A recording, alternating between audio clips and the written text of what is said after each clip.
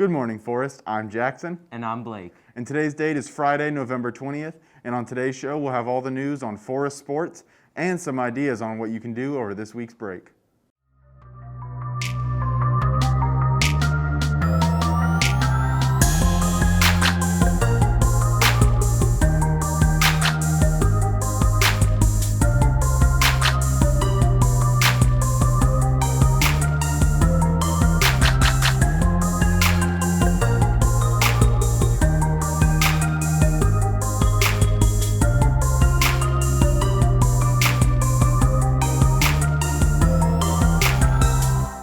To get right into our news, our winter sports teams are getting right into their seasons, and it looks like they haven't missed a beat.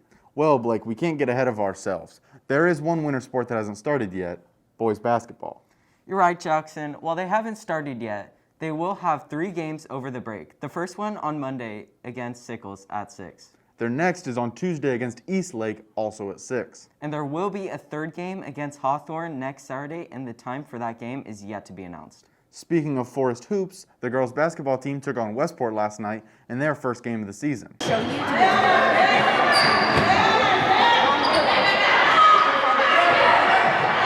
The varsity girls basketball game played against Westport last night, with the final scores being 41-22.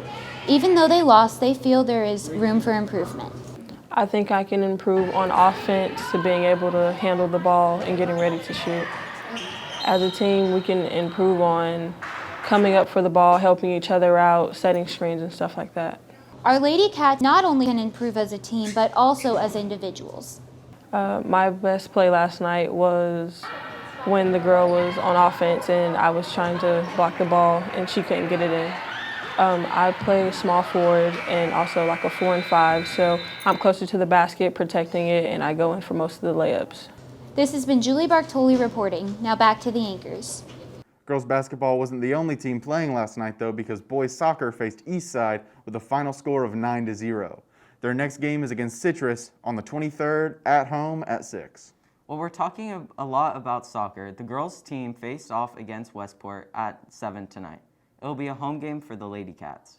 If you can't watch the girls' soccer game tonight, don't worry. That's not your only chance to support the green and gold. The girls' basketball team takes on Chiefland in another game tonight. They'll play at 6, and the game is at Chiefland. Remember, students, today is the last day before we leave for Thanksgiving break, and there won't be any school next week. One of many people's traditions on Thanksgiving is to watch football. Do you plan on watching any football on Thursday, Blake? Yes, I do. Me and my family like to sit down and watch the games, passing time while we cook. Well, did you know that on this day in 1977, Chicago Bears running back Walter Payton ran for 275 yards, which set an NFL record at the time? I did not know that. While his record has since been broken and his 275-yard game has fallen to 5th place on the single-game rushing records, his legacy still lives on. One thing I did know about the Walter Payton Man of the Year Award. Yeah, named after the Bears running back, the Walter Payton Man of the Year Award goes to the NFL player who makes the best charitable and philanthropic contributions to their community. Payton worked hard for both the Bears teams and the Bears community. He dedicated lots of his time to helping neglected, abused, and underprivileged children on the streets of Chicago. He founded the Walter Payton Foundation for needy children to help achieve his goal. He was truly an outstanding person to watch on the field and an upstanding member of the Chicago community off the field. After his death in 1999, the NFL officially changed the name of the award from the NFL Man of the Year Award to the Walter Payton Man of the Year Award. The NFL did this to honor his major successes in the game, while also honoring the hard work he did to help the people outside of football. While watching football this weekend, remember to be thankful for the heroic members of our community who help people every day. In fact, our own ROTC is helping the community. Yesterday was the end of the ROTC canned food drive.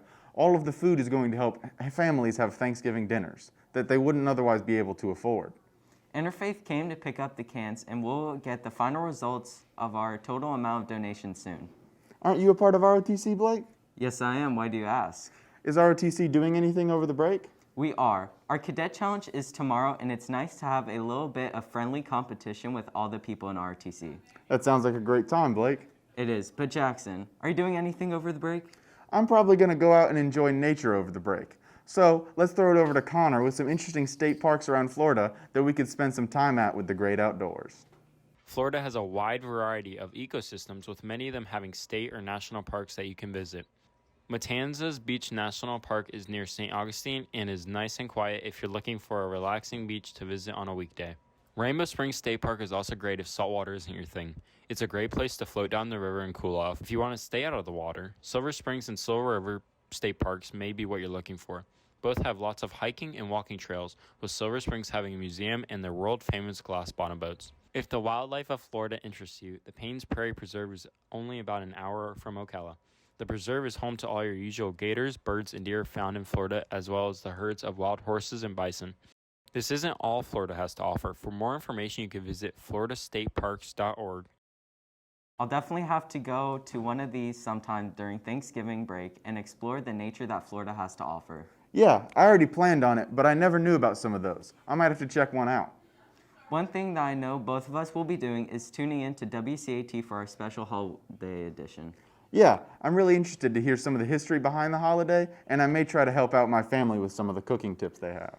Well, that's all the news we have for you today. To stay updated on all things forest, follow us on FHS_WCAT on Snapchat, TikTok, Twitter, and Instagram. Also, be sure to subscribe to our YouTube channel. Once again, I'm Blake. And I'm Jackson. Have a fun and safe break, Forest. And like always, Go Cats!